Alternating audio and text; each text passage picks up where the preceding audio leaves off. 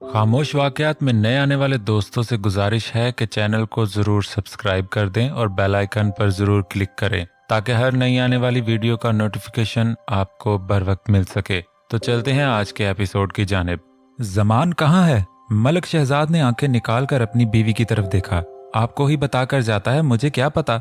मैं तो खुद आपसे पूछने लगी थी, मुझको नहीं बताकर गया और ऑफिस में भी नहीं है। उसकी गाड़ी आखिरी बार रावलपिंडी रोड पर सीन हुई है, पर वो गया कहाँ है? हमारा तो इधर कोई नहीं। मलक शहजाद फोन पर उंगलियां घुमाकर सोच में पड़ गया। हो सकता है उसको कोई काम हो, फोन कर लें। हाँ, 2-4 बार कर चुका हूँ। मलक शहजाद को अपने बेटे की फिक्र थी या 2 करोड़ की। सलीमा हर गुजरते दिन को गिन रही थी। अब उसको जीशा की बातों पर यकीन हो गया था। जरूर जमान का किसी के साथ कोई चक्कर चल रहा है। दोनों माँ बेटी चालाक थीं। जीशा अगर जमान का किसी और के साथ कुछ है तो हमारा फायदा नहीं। वो अकड़ मिजाज है, वरना मर्द काबू करना इतना भी मुश्किल नहीं है। तो मेरा ही खून। एसी वाले कमरे में कंबल तान कर लेटी सलीमा नई साजिश बना रही थी। एक तो मैं अम्मी कह कह कर थक गई हूँ। अच्छा खासा अपने घर में मम्मा कहती थी, आपने कहा अम्मी कहो। जमान के दिल में जगह बनाओ, मशरकी बनो, ये करो वो करो। वो मुझे अपने कमरे नहीं आने देता। आप शादी का राग अलाप रही हो। नेल पॉलिश लगाकर फोंक मारती जीशा नाक चढ़ाकर बोली, चलो अब नहीं रोकती, जो मर्जी करो। ये पता तो करो जमान का चक्कर किसके साथ है? दिलकुश को चाहता है। हर वो चीज जो मुझे अच्छी लगती वो ले जाती थी, अब तो मर्द भी ले गई। जमान पागल है उसके पीछे। उनमें कोई गलत फहमी, कोई लड़ाई भी नहीं डाल सकता। जीशा ने जलकर कहा, पर सलीमा को चाल मिल गई। तेरा वो कजन है ना नोमी, उसको दो दिलकश का नंबर। क्या हो गया है? वो बहुत घटिया है, आप जानती तो है पुप्पो के सब लड़कियों से वो कितना आवारा है। दिलकश जैसी भी है, अब इतनी भी नहीं हम नोमी जैसे गुंडा उसके पीछे लगा दें। जीशा पहली बार दिल से बोली, अरे कुछ नहीं करेगा, वो दिलकश को बस तंग करेगा। जमान के दिल से उतर गई तो हमारा काम बन जाना। 2 करोड़ उसके नाम है, फिर जमीन सारी ऐश करेगी। सलीमा ने प्लान बनाकर उसको मिला लिया। नोमी बड़ा कुत्ता है, पैसे कौन देगा? जीशा ने सोचा, मलक शहजाद देगा, और कौन देगा? दोनों माँ बेटी हंस पड़ी। एक बात बताएं, आप लोग सौतेले तो नहीं? कोई दिली हमदर्दी प्यार नहीं, बस रुपया चाहते हो? जीशा को तजस्सुस सा हुआ। हाँ सौतेले हैं, बड़ी मुश्किल से इस्ताहर और शहजाद को अलग किया मैंने। जान देते थे दोनों भाई एक दूसरे पर। मैंने वो आग लगाई, अभी तक मच रही। तेरी माँ कोई कच्चा काम नहीं करती। सलीमा ने कहकहा लगाया। वो काफी देर सोई रही। जमान उसका हाथ पकड़कर पास ही लेटा दिलकश को देख रहा था। फिर किसी पहर उसकी आंख खुल गई। जमान, सब लेटी रहो, कोई नहीं है, हम छत पर हैं। जमान ने उसको बताया। अच्छा हुआ उठ गई हो। दिन निकलने से पहले अपने कमरे में वापस जाओ और सो जाओ। मुझे भी वापस जाना है। आज बस अभी नाश्ता करके निकल जाऊंगा। अब्बू की कॉल्स आ रही थी, मैंने काट दी। अम्मी को बताकर आया था, वो संभाल लेंगी। जमान ने उसको सब बताया। जाना जरूरी है, अभी तो वलीमा बाकी है। जमान मत जाओ। दिलकश उठकर उसके बराबर बैठ गई। बेगम, जिस हिसाब से ये शादी हुई है, वलीमा मुझको दूर दूर तक नजर नहीं आ रहा। लग जाने इनके 8-9 दिन। जमान कहकहा लगाकर हंसा था। दिलकश को उसकी बात समझ नहीं आई। क्यों क्यों? अब ऐसी भी बात नहीं। दिलकश ने फट कहा, ये हमारी रुखसती के बाद बताऊंगा क्यों। अभी उठो और अपने कमरे में जाओ। चलो चलो। जमान ने अपनी चादर झाड़कर उसका हाथ पकड़कर खड़ा किया। मुझे लेकर आप आए थे, छोड़कर भी आप आओगे? दिलकश ने बाजू खोलकर कहा। मेरी फिल्मी हीरोइन, तब रात थी अब दिन होने वाला। फिर खुद तुमको होना। जमान, क्यों किया ये वो? अगर तो शर्म पर काबू पा सकती हो तो ले जाता हूँ। जमान उसके गाल पर हाथ रखकर कहता नीचे देखने लगा। वो तो फिर आपका टच ही ऐसा है, करंट जैसा। दिलकश उसके बाजू से लग गई। तो मैं बिजली हूँ, दूर रहो, फिर शॉर्ट सर्किट ना हो जाए, जमान ने शोखी से कहा। दिलकश लाल हो गई। अब शर्म साइड पर रखो, बताओ खुद चलोगी या लेकर जाऊं? जमान उसकी हालत से महफूज हो रहा था। चली जाऊंगी खुद ही, दिलकश दूर होकर बोली। जमान ने उसका हाथ पकड़ लिया। चलो चलते हैं, नाश्ता बना देना अगर आता हो। साथ चलते वो उसको छेड़ रहा था। दूसरी तरफ मुंह करके वो मुस्कुराती रही। क्या हूँ बताओ, बना दोगी या चाची को बोलूं? ये इतनी जुबानें हैं बात करने को, तुम प्लीज ये भैंस वाली न किया करो। जमान ने तंग करते कहा। जमान। वो मुड़कर फौरी उसको देखते बोली, यूं नाम भी मत लिया करो, शॉर्ट सर्किट होते वक्त नहीं लगता। जमान ने उसको कंधा मारकर कहा, हद है, हटो, मुझे नाश्ता बनाने जाना है। दिलकश लाल पीली होकर सीढ़ियां उतरकर किचन की तरफ बढ़ी। मामी चाय बनानी है मुझे, साथ अगर कुछ है खाने को तो दे दें वो भी। दिलकश किचन में घुसी तो अंदर रश लगा था। वो समझी थी इस वक्त कौन होगा, पर अंदर सभी नाश्ता तैयार कर रहे थे। बेटा मैं बना कर देती हूँ, बताओ मीठा ज्यादा या कम? मलक अनायत की बीवी प्यार से बोली। मामी मैं बना लेती हूँ ना, आप बस खाने को कुछ निकाल दें, अंडे हैं तो वो उबाल दें। दिलकश ने सोच कर कहा, हाय हाय, मैं अच्छी चाय बनाती हूँ, क्यों अपने कपड़े खराब करेगी, बना देती हूँ मेरी कद्दूकश। मामी ने प्यार से दिलकश के गाल पर प्यार किया। हाय मामी, कैसे बताऊं? अच्छा मामू, आपको चाय का क्यों कहते, और फिर वो किसी और के हाथ की नहीं पीते क्यों? दिलकश अबरू चढ़ाकर पूछने लगी। सिंपल, तेरे मामू मुझसे प्यार करते और मुझे। पर तू किस लिए बना रही है दिलकश, बता मुझे। मामी अब गौर से उसको देखने लगी। मामी अपने कजन के लिए, जमान का पता है ना, वो बचपन से कहता है मुझे दिलकश से चाय बनानी, अभी मैं शर्त हार गई। कहानी डालकर दिलकश ने मामी को राजी कर लिया। अच्छा चल बना ले दिलकश, वैसे मुंडा बहुत सोना है, मेरी शबनम थोड़ी हल्की होती, मैंने दामाद बना लेना था। मामी की बात पर दिलकश को खांसी छिड़ गई। अच्छा मेरा हबी मिला है, सारे उसके पीछे, या अल्लाह रुखसती करवा दे, इनको पता चले वो दामाद है इनका। दिलकश ने चूल्हा तेज कर दिया। चाचू अब्बू की कॉल आई है, घर पर डाका पड़ा है, मैं निकल रहा हूँ। आप चाची या दिलकश बल्कि मामू अनायत से भी जिक्र मत करना, मुझे पता है उनकी बड़ी पहुंच है, पर चाचू अभी मैं खुद जाकर देखता हूँ। जमान ताहर को कोने में लेकर खड़ा बता रहा था जब दिलकश नाश्ता बनाकर लाई। चाचू ये गाड़ी की चाबी आप रखो, मैं बस जा रहा हूँ, अभी अब्बू अकेले हैं। जमान ने जेब से चाबी निकालकर ताहर को दी। अब दिलकश को भी शक पड़ गया। जमान तेज कदमों से निकला, उसके पास आकर पलट से एक पीस अंडा उठाया, उसको इशारे में बताकर वो चला गया। अब्बू ये जमान कहाँ गए हैं, सब ठीक है? हाँ सब ठीक है, भाई साहब ने बुलाया, शायद कोई काम है, लाओ तुम नाश्ता मुझे दो, परेशान होने की बात नहीं। दिलकश परेशान सी वापस आ गई।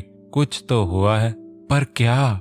जमान ने रास्ते में अपने तमाम ऑफिसर दोस्तों को फोन कर दिया था। उसके घर में डाका कोई आम बात न थी। वो सारे सफर बस ये ही सोचता आया, ये डाका नहीं हो सकता, ये कोई प्लान के मुताबिक हुई डकैती है। कौन है उसके पीछे, मैं पकड़ तो लूंगा। 1 घंटे के सफर के बाद वो स्टेशन पहुंचा और अपने दोस्त के साथ घर को निकला। सारे रास्ते भी वो यही बात करते आए। 15 मिनट बाद जमान घर पर था। आते आते उसने कुछ चीजें नोट की थीं। अंदर आया तो मलक शहजाद परेशान था। जमान को देखकर वो तेजी से आया और जमान के गले लग गया। अब्बू आप ठीक हैं? हाँ मैं ठीक हूँ।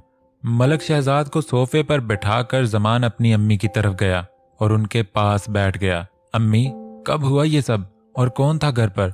जमान बेटा मैं और जीशा तो अपने कमरे में थे, हम तो नीचे ही तब आए जब भाई भाभी ने शोर मचाया। सलीमा सफाई देने लगी। पुप्पो मैंने आपसे नहीं, अपनी अम्मी से पूछा है। वैसे कमाल है, घर पर इतना बड़ा डाका पड़ा और आपके हाथ में हीरे की अंगूठी चमक रही। पुप्पो अजीब नहीं है? जमान उठकर उनके आसपास घूमने लगा। अब मलक शहजाद का ध्यान भी इस बात पर गया था। तुम हमको चोर कह रहे हो जमान? सलीमा ने अदाकारी शुरू कर दी। नहीं पुप्पो, मैं तो बस हैरान था, पूछ लिया। क्यों अब्बू, बात अजीब नहीं है? हाँ, जबकि वो एक का नाम नोमी कुछ था, वो तुम्हारी अम्मी के हाथ से गले से सब ले गया। तभी तो सलीमा नीचे आई और उस लड़के ने इसको कुछ नहीं कहा। मलक शहजाद ज्यों ज्यों बताता गया, सलीमा पीछे होती गई। कोई बात नहीं अब्बू, पकड़ा जाएगा, पूरा गिरोह मैंने कैमरे लगाए थे, अभी पता चल जाना सब कुछ। जमान ने दाना डाला। दिलकश को जब से ये सब पता चला था उसका रो रो कर बुरा हाल था। ऊपर से जमान का फोन भी बंद जा रहा था। पता नहीं क्या है, इसको खुद जाकर मुश्किलात में खड़ा हो जाता है। पहले वो जीशा की चाल, अब ये सब। या अल्लाह मदद फरमा मेरे शोहर की और दूर रख इसको इन सब से। वो परेशान हाल उसी के बारे में सोच रही थी। ये क्या बात हुई भाई साहब, मैंने ही तो शोर मचाया था, पूछो भाभी से। सलीमा सारी बातें गोल मोल कर गई। अच्छा पुप्पो जान, आप कहती हो मान लिया। कहाँ है आपकी इकलौती साहबजादी?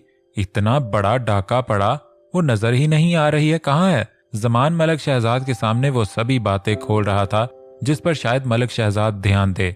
सलीमा की हवा ही छूट गई। जीशा तो अपने कमरे में सो रही थी। अच्छा चलो अब्बू, आप मेरे दोस्त को सब कहानी बताओ, क्या गुम हुआ है और कहां से। मैं जरा जीशा से मिलकर आता हूँ। जमान लाउंज से घूमता हुआ सीढ़ियां चढ़कर ऊपर आ गया। वो हर चीज को गौर से देख रहा था। उसका कमरा बिल्कुल बंद था। सामने जीशा के कमरे पर दस्तक देकर वो इंतजार कर रहा था। जीशा ने खुले गिरेबान की शर्ट पहनी थी, साथ तंग पजामा, हाथ में बोतल पकड़कर वो जमान को देखती रह गई। आओ हीरो, आज मेरे पास खैर है। अपनी शर्ट के बटन बंद करो, जमान ने चेहरा घुमाकर कहा। तुम ही कर दो ना, ऐसा भी तुमसे मेरा पर्दा क्या। जीशा उछलकर उसके पास आ गई। जमान ने उसको पीछे धकेल दिया। अपनी हद में रहकर बात किया करो जीशा, ऐसी लड़कियों को मलक जमान मुंह तो क्या जूता ना लगाए। जीशा को अपनी तौहीन बर्दाश्त नहीं हुई। और वो जिससे लगे रहते हो वो कैसी लड़की है जो आधी रात को मिलने आ गई अपने यार को। जीशा जहर उगलकर बोलती गई। वो बीवी है मेरी। जमान शेर की तरह उसकी तरफ लपका और गले से पकड़ लिया जीशा को। पूरा नाम सुनोगी उसका? तो सुनो, दिलकश जमान मलक, बीवी है मलक जमान की। तुम जैसी लड़कियां मर्दों को बहला सकती हो, बीवी नहीं बन सकती, ना तुमको कोई बनाए। अब अपने मुंह से एक लफ्ज निकला, जिंदा गाड़ दूंगा। मेरे और उसके दरमियान गलत फहमी डालना बंद करो। तुम्हारा तो किसी सूरत नहीं हो सकता, भूल जाओ। जमान उसको धक्का मारकर बाहर निकल गया। वो अपना गला पकड़कर बैठी रही और खांसी करती रही।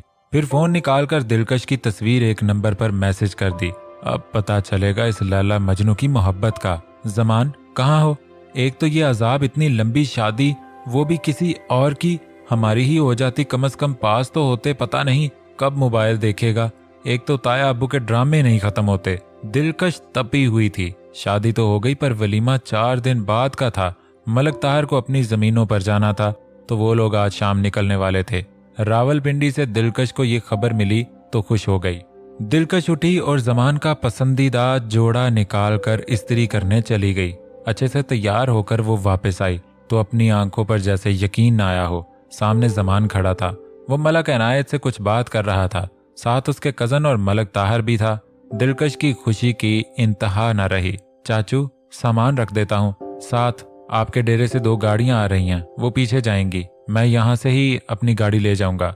मुझे इस वारदात का पता करना है। मुझे पुप्पो पर पूरा शक है। उनकी नजर 2 करोड़ पर है तो मैं उसी को दिखाकर सामने लाऊंगा इनको। ठीक है बेटा, तुम जो करोगे मैं साथ हूँ। हाँ जमान, हम साथ हैं। रुबीना भी उसको प्यार करते बोली। भाभी को ले आना था साथ, वो इतने तंग माहौल में परेशान होंगी जमान। हाँ जी चाची, अम्मी बहुत परेशान, पर उनको मैंने सब बताया है। अब तो अब्बू भी कुछ होश कर रहे हैं। जमान बेटा, दिलकश से मिल जाना, वो कल से सबका सर खा रही है। भाई अब हमसे नहीं संभाली जाती तुम्हारी बीवी, ले जाओ साथ ही। रुबीना ने उसको छेड़ा। जमान थोड़ा सा शर्मिंदा हुआ। जी चाची, मैं मिल आता हूँ, फिर निकलना है। पर चाचू, अरे तुम जाओ, तुम्हारे चाचू अपना वक्त भूल गए। जाओ, शाबाश, बीवी है तुम्हारी। चाची अभी नहीं, वो थोड़ा और हो जाए नाराज, एक साथ मना लूंगा। अभी आप लोग निकलो, मैं घर जाकर मिल लूंगा। ठीक है जमान बेटा, अपना ध्यान रखना। आप भी चाची। सारे रास्ते वो तकरीबन रोती ही आई थी। गुस्सा इतना के बात बात पर चिढ़ रही थी सबा के साथ। अब तो रुबीना ने भी उसको बुलाया नहीं। अम्मी, ये शादी के बाद लड़कियां इतना क्यों चिढ़ती? सबा ने होले से रुबीना से पूछा। बीवियां ऐसी ही होती हैं। मेरी और तुम्हारे अब्बू की ऐसी ही लड़ाई होती थी। इनकी तो फिर लव मैरिज है। दोनों हंस रही थीं। फिर दिलकश ने आंखें दिखाए पर चुप हो गई। सफर उसने नाराजगी में निकाल दिया था। घर आकर सीधा अपने कमरे में चली गई। सबा ने खाने पर बुलाया, वो नहीं आई। अब तो मलक ताहर ने भी दिलकश का पूछना शुरू कर दिया। क्या हुआ है, ठीक है तबीयत? मियाँ बीवी की बातें वही जाने, हो जाएगी ठीक। अभी आता होगा जमान उसको ठीक करने। ताहर आप खाओ खाना। रुबीना ने खाना शुरू कर दिया। अस्सलाम वालेकुम। जमान कमरे में दाखिल हुआ। वालेकुम अस्सलाम। भाई आपका ही जिक्र हो रहा था कब से। सबा ने दिलकश की तरफ इशारा करके कहा। ओह अच्छा, चले मैं आ गया। वैसे सुना है आपकी आपी ने सबसे जंग की है। जमान को आए 5 मिनट हो गए थे। दिलकश ने उसकी तरफ देखा ही नहीं था। दिल तो उसका कर रहा था गला दबा दे, पर मजबूर थी। सबा जाओ खाना लेकर आओ, मैं अपनी मिसेस के साथ खाऊंगा। आज पता चला है जनाब ने खाना भी नहीं खाया। जमान उठकर उसके पास आकर बैठ गया। दिलकश ने फिर रुख बदल दिया। सबा उठकर खाना लेने चली गई। जमान ने अपने हाथ बढ़ाकर उसके कांधे पर रख दिए और दिलकश को वैसे ही अपने साथ लगा लिया। उसकी कमर जमान के सीने से लग गई। यार इतना नाराज नहीं होते, अचानक जाना पड़ा। फिर ये सब ढाका मैं जमीन तुम्हारे नाम करने के चक्कर में रावलपिंडी गया। मामू अनायत से मशवरा भी लेना था। सॉरी। जमान बालों पर होंठ रखकर बोला। दिलकश ने कोई जवाब नहीं दिया तो जमान ने उसको अपनी तरफ मोड़ा। दिलकश मेरी जान, क्या हो गया है? चेहरा साफ करके वो परेशानी से बोला। जमान मुझे तुमसे बात नहीं करनी, बस जाओ यहाँ से। दिलकश ने उठना चाहा पर जमान ने बाजू पकड़ लिया। क्यों बात नहीं करनी? हाल देखो अपना। तुम्हें इससे क्या मतलब? जब तुमको कोई फर्क नहीं पड़ता इससे। दिलकश ने रोकर आंखें सुजा ली थी। पड़ता है फर्क दिलकश यार, ऐसा नहीं है। अच्छा सॉरी, देखो कान पकड़ रहा हूँ। तुम्हें मेरी मोहब्बत की थोड़ी सी भी परवाह नहीं। जहाँ खतरा हो भागकर वहां चले जाते हो। यूं ही रुलाना था तो ना करते मोहब्बत, ना करते शादी और ना आते मेरे पास। मुझे आदत डालकर तुम। मुसलसल रोने और खाना ना खाने से उसको चक्कर आया। वो एकदम गिर गई। वो कब से उसके कमरे के बाहर चक्कर लगा रहा था। जो ही डॉक्टर बाहर आई, जमान ने भागकर पूछा। मलक ताहर, सबा, रुबीना सभी वहां मौजूद थे। आपकी मिसेस का बीपी बहुत लो है। मेडिसिन जब वो कुछ खाएं तब देनी है और याद रहे खाना लाजमी दें। उन्होंने किसी बात पर डिप्रेशन लिया है, नींद भी पूरी नहीं तो आराम करवाएं। डॉक्टर बताकर चली गई। जमान परेशान बाहर खड़ा रहा। चाचू मेरी वजह से सब हुआ है। वो शर्मिंदा सा था। नहीं बेटा, तुम्हारी वजह से नहीं, तुम्हारे लिए बचपन से तो साथ हो, दोस्ती मोहब्बत और अब शादी। वो तुम्हारा करती बहुत है। अगर भाई साहब का मसला ना होता हमने कब की रुखसती करवा देनी थी। रुबीना उसके पास आकर बैठ गई। ये सारी बीवियां अपने मियाँ के लिए ऐसे ही होती हैं। तुम फिक्र न करो, इसको खाना खिलाओ, तुम्हारी बात मान जाएगी। भाभी की कॉल आई थी, शहजाद भाई फार्म पर गए हैं। सलीमा और जीशा बाहर तो वो भी आ रही हैं दिलकश को मिलने। उसको कहना तैयार हो जाए। रुबीना कहकर अपने कमरे में चली गई। सबा खाना देकर अपने कमरे में चली गई। जमान एक हाथ से दरवाजा खोला। अंदर आकर उसने खाना मेज पर रख दिया। दिलकश की तरफ देखा तो उसने फिर करवट बदल ली। अब कितनी सजा दोगी?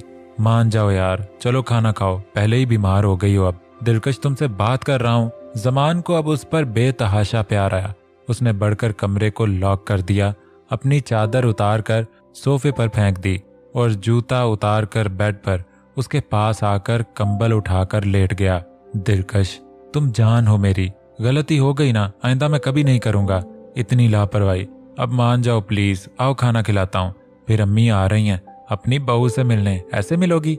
जमान ने उसको बैग से हक किया हुआ था। उसका दिल बेकाबू हो रहा था।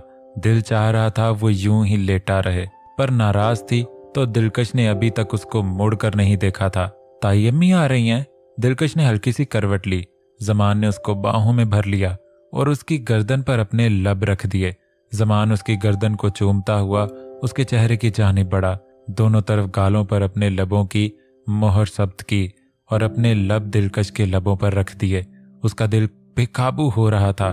सांसों का रिदम टूट कर बिखर रहा था। जमान ने उसे जोर से अपनी बाहों में भींच लिया।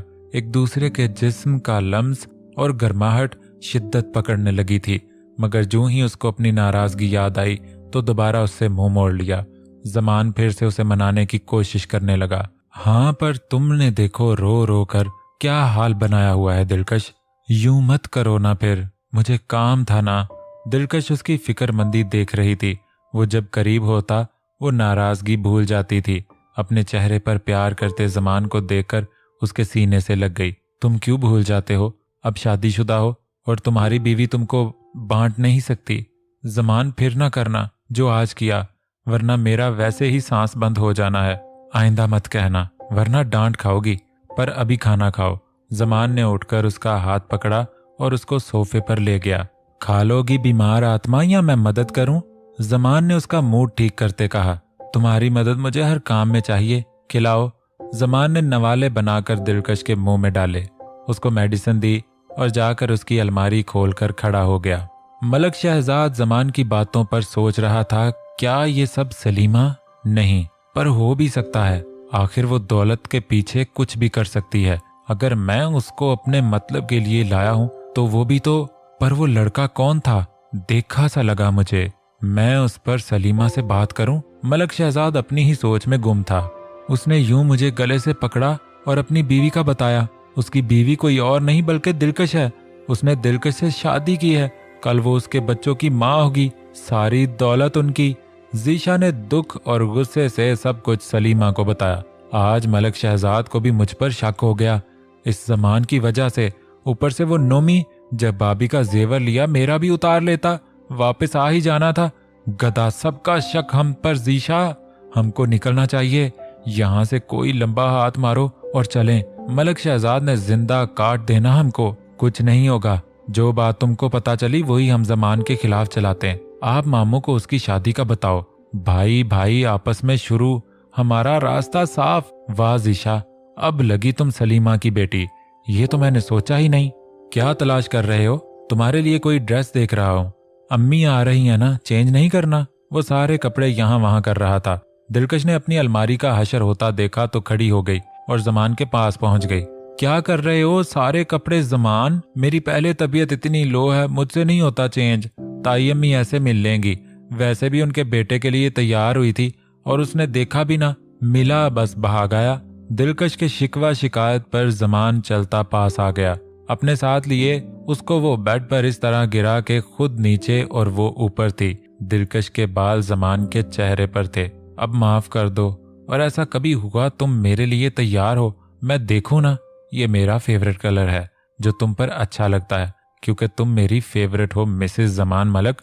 उसके बाल उठाकर जमान ने अपने होंठ जूं की दिलकश की गर्दन पर रखे। वो तिल मिला उठी। अपनी उंगली उसके होंठ पर रखकर वो जमान के चेहरे के पास हुई। अगर तुमने यूं गर्दन पर किस किया जमान, नतीजा खतरनाक होगा, और इस दफा भागने नहीं दूंगी, याद रखना। दिलकश की अदा पर वो निहाल सा हुआ, उसको देखता रहा।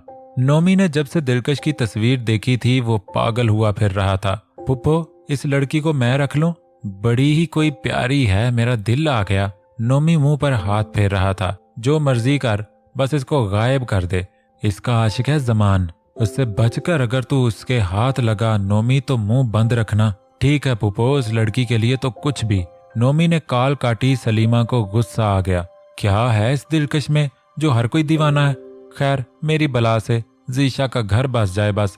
नोमी ने अपने गुंडागर्दी वाले लोग उस काम पर लगा दिए थे। वो लोग दिलकश की तलाश में थे। नोमी के बंदे इलाके में फैल गए थे। उन्होंने हर आने जाने वाले इलाके पर पहरा लगा दिया था। इस्लामाबाद पहाड़ी इलाका और ज्यादातर सुनसान ही रहता है। लोग अपने घरों में या कामों पर बाहर कम होते। और नोमी शेर, जो तुमने पिक दी है वो बच्ची यहाँ नजर नहीं आ रही। वापस आ जाऊं? ओए भाभी, बोल उसको इज्जत दे। खबरदार जो बच्ची बच्ची कहा मुंह तोड़ दूंगा। नोमी गुस्सा हुआ। अच्छा यार, पर भाभी का कोई नाम निशान नहीं है। तेरी फुफ्फी ने पता तो सही दिया है? पूछ। हाँ, हो सकता है। चल तुम लोग अभी वहां ही रहना, वो कभी भी आ सकती है, खबर गलत नहीं हो सकती। ठीक है नोमी शेर, हम यहाँ ही घूम रहे। भाभी मिली तो तुझको खबर करते हैं। चल बाय। अस्सलाम वालेकुम ताई अम्मी। दिलकश ने मध्यम सी आवाज में सलाम किया था। वालेकुम अस्सलाम मेरी बेटी, आओ मेरे पास। कैसी हो? अभी रुबीना ने बताया तुम्हारी सेहत का, अपना ख्याल रखो। अब शादीशुदा हो, कल रुखसत होकर आओगी तो अपनी नई जिंदगी शुरू करोगी। मुझे अपने पोते पोती सेहतमंद चाहिए। इस बात पर दिलकश शर्म से लाल हो गई थी। वो सबके साथ बैठे थे। जमान के मुंह से पानी का फवारा निकला। वो दोनों एक दूसरे को देखते रह गए। रुबीना समेत सब हंसने लगे। लो भाई रुबीना, मैंने कुछ गलत कहा? बिल्कुल भी नहीं भाभी, बल्कि हम तो खुद नाना नानी कहलाने को तैयार हैं। इन दोनों ने तो बचपन से लड़ाई कर करके सर खा लिया। अब इनके बच्चे हों तो इनको पता चले। दिलकश का बस नहीं चल रहा था वो उठकर अंदर चली जाए। जमान भी सामने बैठा उसी को देख रहा था, जिससे वो और कंफ्यूज हो गई थी। अच्छा चलो रुबीना, मैं चलती हूँ, फिर मलक साहब ने शुरू हो जाना है। जमान चले? हाँ जी अम्मी। अब चलो घर, जल्द ही लेकर जाएंगे दिलकश को, फिर देखते रहना। अब चलो, तुम्हारे अब्बू आने वाले और वो चालाक माँ बेटी भी। ठीक है अम्मी, चलें। जमान अपनी जगह से उठा। दिलकश को मेडिसिन का बताकर वो हाल से बाहर आ गया। अगली सुबह नाश्ते की टेबल पर सिर्फ सलीमा, जीशा और मलक शहजाद था। मलक शहजाद को जमान की बातों पर यकीन सा होने लगा था। अब वो हर चीज में सलीमा पर नजर रखे था। सलीमा, वो जो पेपर्स हैं जमीन के, लाओ मैं संभाल लूं। नाश्ते की मेज पर मलक शहजाद ने अचानक कहा, तो सलीमा को खांसी लग गई। जीशा ने पानी दिया। भाई साहब, वो पेपर्स तो मैं कल ही जीशा साथ जाकर बैंक रख आई हूँ। घर पर डाका पड़ा तो मैं डर गई थी। अच्छा, पर ऊपर तो वो लोग गए ही नहीं, फिर तुम क्यों डर गई? मलक शहजाद ने अखबार से उसका उड़ा रंग देखा तो दाल काली लगी। भाई साहब, आज नहीं गए, फिर तो जा सकते। तुम्हारा मतलब हमारे घर पर डाका फिर पड़ेगा? मलक शहजाद ने अखबार मेज पर रखी और उसको बगौर देखा। नहीं भाई साहब, मेरा मतलब ये नहीं था। खैर, आप नाश्ता करो, क्या सुबह सुबह पुरानी बातें। सलीमा ने हंसकर बात टाल दी और अंडा उठाकर मुंह में डाल लिया। मलक शहजाद उसकी घबराहट देख रहा था, पर फिर बोला कुछ नहीं। ये तुम्हारे हाथ पांव क्यों फूल गए थे? बच्चों का सुनकर तुम्हें पसंद नहीं या इतनी जल्दी चाहती नहीं हो? वैसे मुझे तो चाहिए। जमान ने आते उसको मैसेज किया तो और क्या, सबके सामने दांत निकालती? ताई अम्मी ने सबके सामने कह दिया, अब शर्म तो आती है ना? तुम्हारी तरह बेशर्म थोड़ी हूँ। दिलकश ने उंगली दांतों में दबाए रिप्लाई दिया। बेफिक्र रहो, सारी मोहब्बत तो यूं छुपकर या मोबाइल पर निकल जाती। पता नहीं तुम्हारे ताया को क्यों नहीं समझ आती। उनका इकलौता बेटा है, अब नस्ल बड़ी करें। जमान का मैसेज पढ़कर दिलकश कहा ना रोक सकी। उफ उफ, जनाब को अपने बच्चों की फिक्र अभी से पड़ गई और अभी से बीवी को भूल गए। Zaman, not fair.